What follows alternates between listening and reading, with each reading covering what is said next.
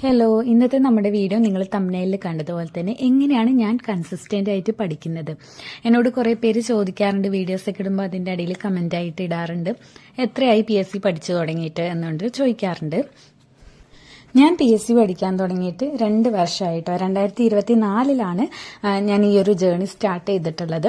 അവിടുന്ന് ഇതുവരെ എത്തി നിൽക്കുന്നു. ഇപ്പോഴും ഞാൻ വിട്ടു കൊടുക്കില്ല കേട്ടോ. അങ്ങനത്തെ ആ ഒരു ഇതിലാണ് ഞാൻ നിൽക്കുന്നത്. അപ്പം എങ്ങനെയാണ് ഞാൻ ഈ കൺസിസ്റ്റന്റ് ആയിട്ട് ഈ 2 വർഷം പഠിച്ചത് എന്ന് നോക്കാം. ഇനിയിപ്പോൾ എന്താ ഈ 2 വർഷം പഠിച്ചിട്ട് ജോലി കിട്ടാത്ത, 2 വർഷമൊക്കെ എടുക്കുമോ, അങ്ങനെ ഡൗട്ടുള്ളവർക്ക് ഈ വീഡിയോ മുഴുവനായിട്ട് കാണാം.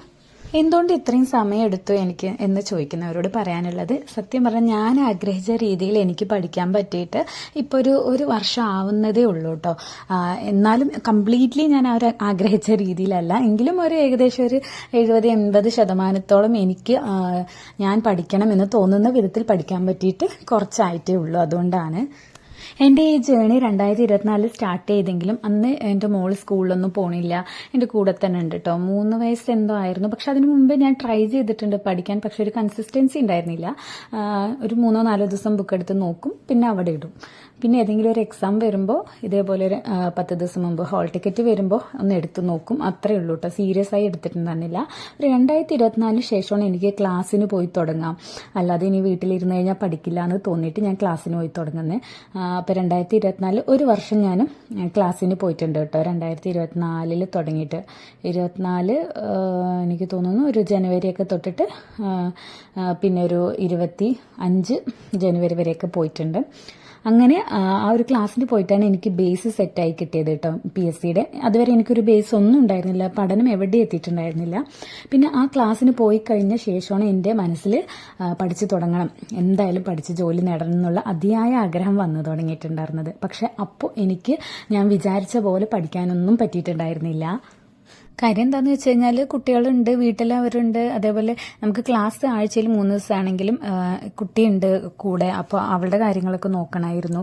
അതേപോലെ തന്നെ അവരെ പഠിപ്പിക്കൽ, അങ്ങനത്തെ കാര്യങ്ങളൊക്കെ ആയതുകൊണ്ട് എനിക്ക് ഒട്ടും അവർ തരുന്ന ആ ഒരു ഭാഗങ്ങൾ തന്നെ കംപ്ലീറ്റ് ചെയ്യാൻ പറ്റുന്നുണ്ടായിരുന്നില്ല. അത്രയും ഞാൻ വിചാരിച്ച രീതിയിലൊന്നും എനിക്ക് പഠിക്കാൻ പറ്റിയിട്ടുണ്ടായിരുന്നില്ല. അതായത് എൻ്റെ ഒരു വീക്ക് ഏരിയ ഒക്കെ ഉണ്ടല്ലോ, അതൊന്നും എനിക്ക് തൊടാൻ പറ്റിയിട്ടുണ്ടായിരുന്നില്ല. പിന്നെ ഞാൻ ആ ക്ലാസ്സിൽ പോലെ ഒരുവിധം ബേസ് സെറ്റായപ്പോൾ ഞാൻ ക്ലാസ്സിൽ പോലെ നിർത്തി.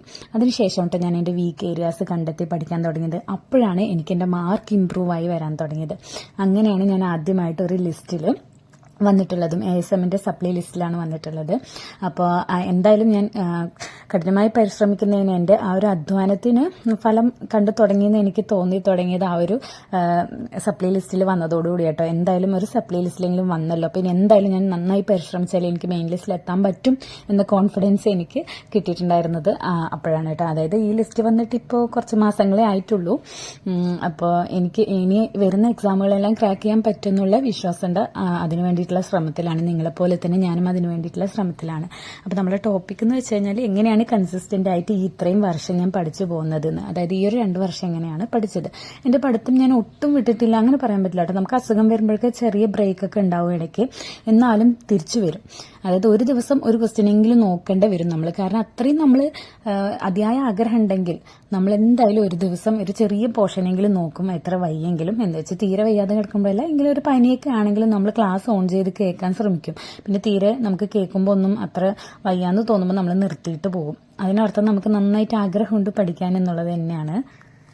അതേപോലെ നമ്മൾ പുറത്ത് ഫംഗ്ഷനൊക്കെ പോകുമ്പോൾ നമ്മളെ മനസ്സ് ഫുൾ അസ്വസ്ഥമായിരിക്കും അല്ലേ. നമുക്ക് വേഗം ഒന്ന് വീട്ടിലെത്തിയാൽ മതി, എന്നിട്ട് വേണം പഠിക്കാതെ ഞാൻ മാത്രം പുറത്ത് ഇങ്ങനെ കറങ്ങി നടക്കുന്ന ചിന്തകളെല്ലാം വരും. അതൊക്കെ നമ്മൾ പഠിക്കുന്നതിൻ്റെ ഒരു ഭാഗമാണ്. അപ്പം ഞാൻ കൺസിസ്റ്റൻസി നിലനിർത്താൻ ചെയ്തിട്ടുണ്ടായിരുന്നത്, ഒന്നാമത് കമ്പൈൻ സ്റ്റഡി, ഫ്രണ്ട്സുമായിട്ട് കമ്പൈൻ സ്റ്റഡി ചെയ്തിട്ടും, അതായത് നമ്മളൊന്ന് ഡൗൺ ആകുമ്പോൾ അവർ കോൾ ചെയ്തിട്ട് നമ്മളോട് ഇങ്ങനെ ക്വസ്റ്റ്യൻസ് ഒക്കെ ചോദിക്കുമ്പോൾ അങ്ങനെ നമ്മൾ കുറച്ച് ആക്റ്റീവ് ആകും. അതല്ലാതെ നല്ലതുപോലെ ബോറടിക്കുന്ന ടൈമൊക്കെ വരില്ല നമ്മുടെ PSC പഠനത്തിൽ. ആ ഒരു ടൈമിൽ ഞാൻ ടെലിഗ്രാമിൽ പോൾ ക്വസ്റ്റ്യൻസ് ചെയ്ത് പഠിക്കും. അപ്പോൾ അങ്ങനെയൊക്കെ ചെയ്യുമ്പോൾ നമുക്ക് അത്ര വല്ലാതെ അങ്ങോട്ട് ബോറടി ഉണ്ടാവില്ല കേട്ടോ. നമ്മൾ ടെലിഗ്രാമിൽ ഇനിയിപ്പോൾ പോളൊക്കെ ചെയ്ത് പഠിക്കാത്തവരാണെങ്കിൽ ഒരുപാട് കിട്ടുന്നുണ്ടല്ലേ. SCRTയുടെ ആണെങ്കിലും അതേപോലെ NCERTയുടെ ആണെങ്കിലും ഇംഗ്ലീഷ് ആണെങ്കിലും മലയാളം ആണെങ്കിലും എല്ലാം കിട്ടും. അപ്പോൾ നമുക്ക് ഏത് സബ്ജക്റ്റിനോടാണോ താല്പര്യമുള്ളത് ആ ഒരു സബ്ജക്റ്റ് നമ്മൾ സെലക്ട് ചെയ്തിട്ട് പോൾ ക്വസ്റ്റ്യൻസ് ചെയ്ത് നോക്കുക. അപ്പോൾ നമ്മൾക്ക് ആ ഒരു മടിയും ആ ഒരു മടുപ്പും ആ ഒരു പഠിക്കാൻ തോന്നാത്ത ഒരവസ്ഥയൊക്കെ നമുക്ക് തരണം ചെയ്ത് വരാൻ പറ്റും. അങ്ങനെ നമ്മുടെ ആ ഒരു കൺസിസ്റ്റൻസി നമുക്ക് നിലനിർത്തി വരാം. ചിലപ്പോൾ ഒരു ദിവസമായിരിക്കും അങ്ങനെ സംഭവിക്കുക. അപ്പം നമ്മൾ ഇങ്ങനെ ചെയ്താൽ മതി. ഒരു ദിവസം വളരെ കുറച്ചെങ്കിൽ കുറച്ച് കേട്ടോ, ഒരു 2 ചോദ്യത്തിന് ഉത്തരം നിങ്ങൾ പഠിച്ചാലും മതി എന്നേ ഞാൻ പറയുള്ളൂ. അതായത് എന്നും അങ്ങനെയൊന്നല്ല കേട്ടോ. നമുക്ക് തീരെ പഠിക്കാൻ പറ്റാത്ത ഒരു ദിവസം നമ്മളൊരു 2 ചോദ്യമെങ്കിലും നോക്കി വെച്ച് കഴിഞ്ഞാൽ അത്രയും നല്ലത്. അങ്ങനെ നമ്മൾ നമ്മളുടെ കൺസിസ്റ്റൻസി നിലനിർത്തുക എന്നുള്ളതാണ് ഏറ്റവും പ്രധാനം. പലരും കുറച്ച് പഠിച്ചു കഴിഞ്ഞിട്ട് പിന്നെ എനിക്ക് കിട്ടുന്നില്ല എന്നിട്ട് അവിടെ ഇട്ടിട്ട് പോകില്ലേ. ആ ഒരു ഇട്ടിട്ട് പോകുന്ന മനസ്സ് ഇല്ലാതിരിക്കുക എന്നുള്ളതാണ് ഏറ്റവും വലിയ കാര്യം. ഇപ്പം എനിക്കൊക്കെ ആണെങ്കിലും വേറെ എന്തെങ്കിലുമൊക്കെ ചെയ്തുകൂടെ എന്നൊക്കെ എൻ്റെ മനസ്സിൽ തോന്നൽ വരാറുണ്ട്. പക്ഷെ ആ തോന്നലിൽ ഞാൻ വീണ് പോകാറില്ല. ഇല്ല വേണ്ട, എനിക്ക് തന്നെ വേണം, ഞാൻ എന്തായാലും ഇതിലേക്ക് ഇറങ്ങി തിരിച്ചു എന്നുള്ള ആ ഒരു ബോധം പിന്നീട് വീണ്ടെടുക്കുമ്പോൾ ഞാൻ ഇതിലേക്ക് തന്നെ വീണ്ടും ഇരുന്ന് പഠിക്കുകയാണ് ചെയ്യാറ്. അപ്പം അങ്ങനെയെല്ലാം നമ്മുടെ മനസ്സിനെ കൂടി പാകപ്പെടുത്തിയിട്ട് വേണം നമ്മൾ ഈ കൺസിസ്റ്റൻസി നിലനിർത്താൻ വേണ്ടിയിട്ടും അങ്ങനെ തുടർന്ന് പോകാൻ വേണ്ടിയിട്ടും. പിന്നെ കൺസിസ്റ്റൻ്റ് ആയിട്ട് ഇരിക്കാൻ വേണ്ടിയിട്ട് നമ്മൾ ആദ്യം മനസ്സിൽ കരുതേണ്ടത് ഇത് സമയമെടുക്കുന്ന ഒരു പ്രോസസ്സ് തന്നെയാണ്. അതുകൊണ്ട് തന്നെ നമ്മൾ സമയം അനുവദിച്ച് കൊടുക്കുക എന്നുള്ളതാണ്. എല്ലാവരും ഒരുപോലെയല്ല, എല്ലാവരുടെയും സാഹചര്യങ്ങളും ഒരുപോലെയല്ല. അതുകൊണ്ട് തന്നെ എൻ്റെ സാഹചര്യം വ്യത്യസ്തമാണ്, മറ്റുള്ളവരുടെ പോലെയല്ല എൻ്റെ സാഹചര്യം എന്നുള്ളത് തിരിച്ചറിയുക. അതുകൊണ്ട് തന്നെ ദൃഢനിശ്ചയം എടുക്കുക. സമയമെടുത്താലും ഞാൻ നേടും എന്നുള്ളത് ദൃഢനിശ്ചയം എടുക്കുക. അതിനുവേണ്ടി സ്വപ്നം കാണുക എന്നുള്ളതെല്ലാം നമ്മുടെ കൺസിസ്റ്റൻസി നിലനിർത്തുന്നതിൽ പ്രധാനപ്പെട്ട പങ്ക് വഹിക്കുന്ന കാര്യങ്ങളാണ്. അപ്പോൾ അതൊക്കെ നിങ്ങൾ ശ്രദ്ധിക്കുക. പിന്നെ എല്ലാവരുടെ ജീവിതത്തിലും ഉയർച്ചയും താഴ്ചയും പ്രശ്നങ്ങളും പരിഹാരങ്ങളും ഒക്കെ കാണും. അതുകൊണ്ട് തന്നെ എൻ്റെ ജീവിതത്തിൽ മാത്രമാണ് ഇങ്ങനെ സംഭവിക്കുന്നത് എന്ന നെഗറ്റീവ് ചിന്തകളെയൊക്കെ ഒഴിവാക്കിയിട്ട് പോസിറ്റീവായിട്ട് ചിന്തിക്കുക.